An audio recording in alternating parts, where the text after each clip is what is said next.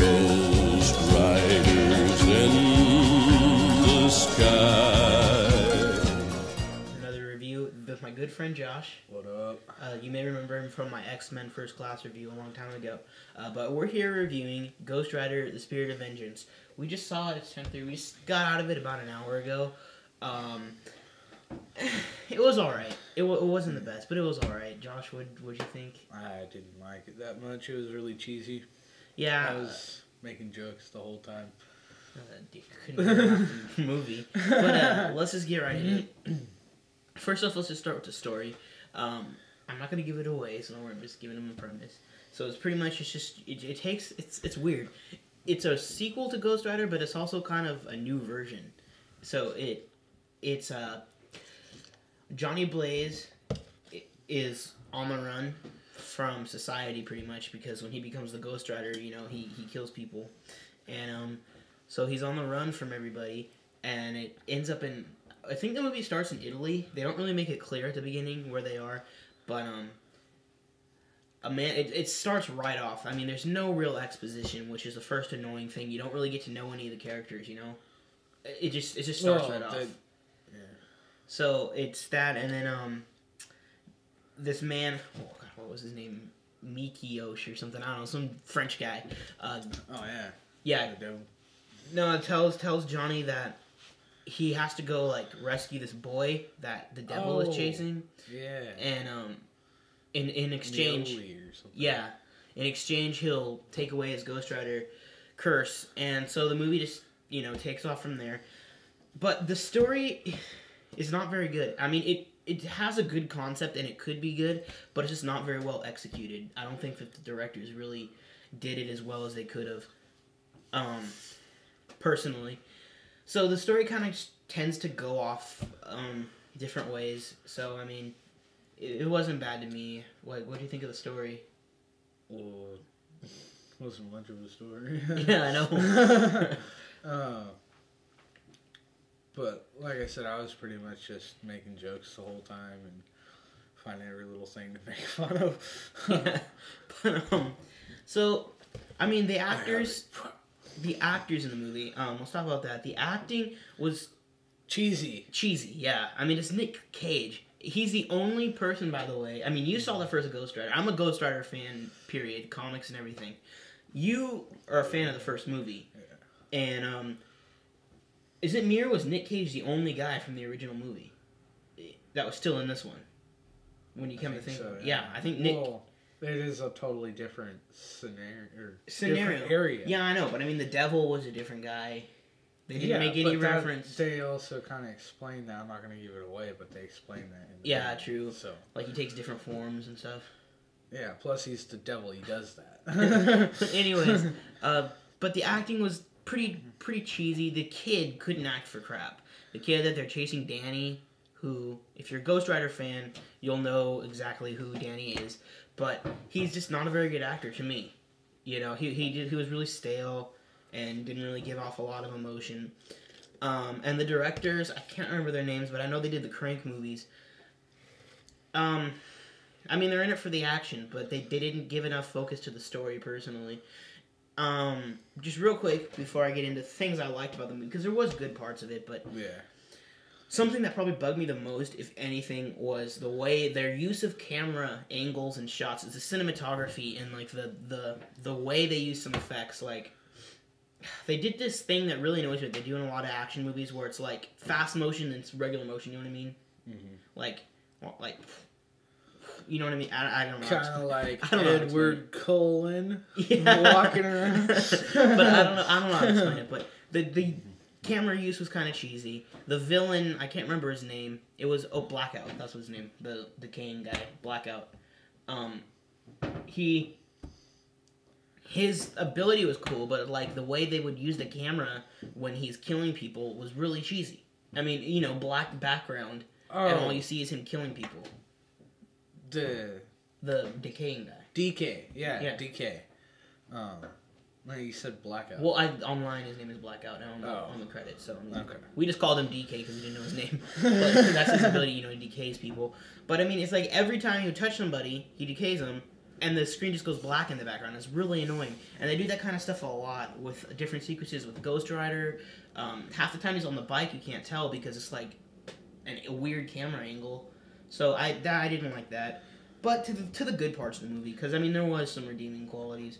I think that Ghost Rider himself was really cool. I think he looked a lot cooler. I don't know about you. Yeah, I'm a big fan of the motorcycle. Some of you guys who know me personally know that I love vehicles in general. They use a Yamaha VMAX, which is a 4-cylinder motorcycle. I think it's 1700 cc's, and each cylinder has its own intake and exhaust. And the bike is just really cool itself. And they did a really good job. Like, you can go online and see all the clips. Like the clips of Nick Cage showing the bike, and maybe we might post a link in the description. Who knows? Yeah, but I mean, when it was like flamed up, it was cool too, huh?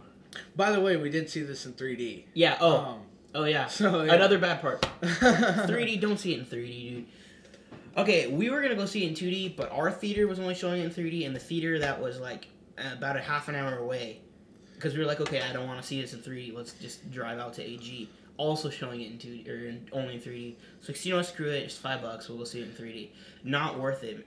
I mean, it's an extra $5 for a pair of cheap little glasses and literally probably 30 seconds put together of good 3D. Yeah, like a couple parts of his whipping his chain around is cool, and then that's pretty much it. And the intro, like all of the previews and everything, and yeah, I mean, you're paying. Edward Cinema telling us to turn our phones off. Yeah, recycle your glasses. You're paying to see Ghost Rider's chain whip once and the Amazing Spider-Man trailer in 3D, and that's pretty much it. But the good parts. Back to the good parts. We don't want to. It's like 7 minutes in, so. Wasn't very many of them, but yeah, but it was. But they are notable. But they are notable, yeah. I mean, the action, the guys who directed leave that this, up to you guys to see. The action, the directors who made this, no action, and they did action well. I think the action scenes were done really, really well. Like the way he uses his powers, the way he utilizes them. A cool thing that they added that I don't remember being in the comic book, but every vehicle he touches turns into like a Ghost Rider vehicle. So there's a part where he jumps on like a Humvee and grabs. It's not giving away. Like grabs the steering wheel and turns into a Ghost Rider thing. And I mean they do that kind of thing throughout the whole movie with different vehicles. So that was cool. And I mean the character is cool. I loved how they made like his jacket bubble and stuff. Oh yeah. And give off like black smoke.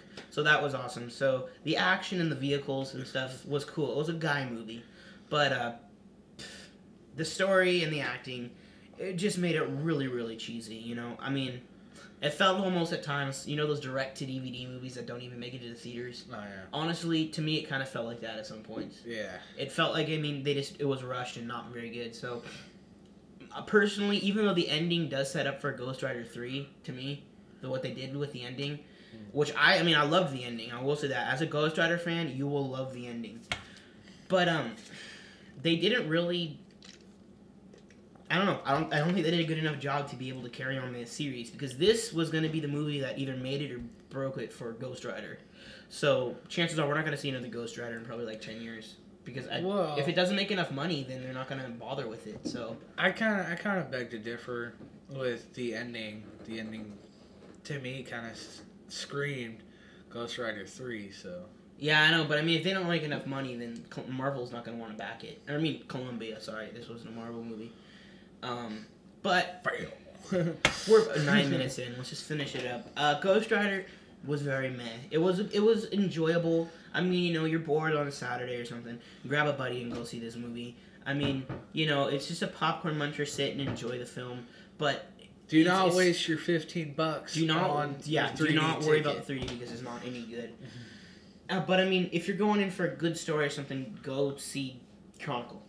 Go see Chronicle, definitely. Which we are going to do a review right after this video. Yeah, we're going to review Chronicle next. But it was good.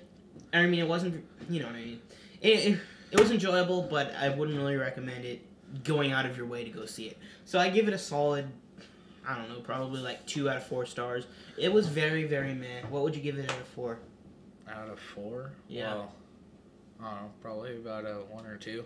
Yeah. So any final thoughts? Yeah, just don't waste your money on the 3D. Very crappy.